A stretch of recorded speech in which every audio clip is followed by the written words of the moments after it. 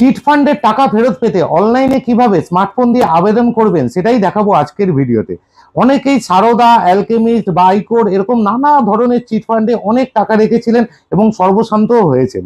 কিন্তু হাইকোর্ট যে কমিটি গঠন করেছেন আমানতকারীদের টাকা ফেরত দেওয়ার জন্য, সেই কমিটিতে কিভাবে আবেদন করবেন, সেই কমিটি আমানতকারীদের নামের একটা তালিকা প্রকাশ করেছে। তাতে আপনার নাম আছে কিনা, কিভাবে আপনি সেই চিটফান্ড কোম্পানি যাতে আপনি টাকা রেখেছিলেন তার সার্টিফিকেট নাম্বার দিয়ে নিজের নাম দিয়ে চেক করে দেখে নিতে পারবেন আপনার নাম আছে কিনা, সেটাই দেখাবো আজকের ভিডিওতে। আর আমার ভিডিওটা যদি ভালো লাগে অবশ্যই লাইক করবেন, শেয়ারও করে অন্যকে জানার সুযোগ করে দেবেন এবং আরো এরকম ইনফরমেটিভ ভিডিও পেতে আমাকে ফলো করুন। দেখুন, এর জন্য প্রথমেই আপনাকে স্মার্টফোনের গুগল ব্রাউজারে যেতে হবে। ওখানে গিয়ে সার্চ অপশনে টাইপ করবেন জাস্টিস তালুকদার কমিটি। তারপরে আপনি ওইটাকে ক্লিক করবেন। ক্লিক করলে যে ইন্টারফেসটা আপনার প্রথমেই আসবে সেটাতে আবার আপনাকে ওপেন করতে হবে। এবার আপনি ওইটাকে ওপেন করলেন। ওপেন করলে একটু উপরের দিকে আপনি জুম করে দেখতে পাবেন, ওখানে লেখাই আছে please be inform that the online payment process for investor and depositors of the 17 company has commence.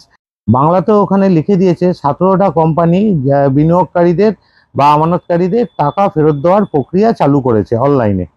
টাকা ফেরত পাওয়ার প্রসেসটা কমপ্লিট করতে আপনাকে উপরের দিকে ইনভেস্টারে ক্লিক করতে হবে।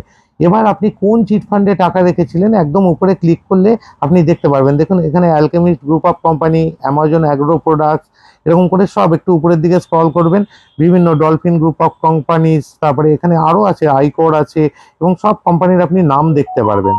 স্ক্রল করে আপনি দেখে নেবেন কোন চিটফান্ড কোম্পানিতে আপনি ডিপোজিট রেখেছিলেন। আমি আপনাদের বোঝানোর জন্য alchemist group of company select করলাম। ওইখানে সিলেক্ট করবার পর দেখুন নিচে ইনভেস্টারের নাম ওখানে দিতে বলছে, তারপরে সার্টিফিকেট নাম্বার দিতে বলছে। এরপরে সার্চ অপশানে আমি ক্লিক করলেই ওখানে সার্টিফিকেট নাম্বার, কি টাইপ অফ ডিপোজিট ছিল এবং নাম সমস্ত নিচের দিকে ডিসপ্লেতে আপনার ডিপোজিটের সমস্ত ডিটেলস চলে আসবে। এবং তার পরবর্তী অপশানে আপনি টাকা ফেরত পাওয়ার জন্য যে আবেদনের অপশন সেটাও পেয়ে যাবেন। আপনারা এইভাবেই আবেদন করে নিতে পারবেন স্টেপ বাই স্টেপ।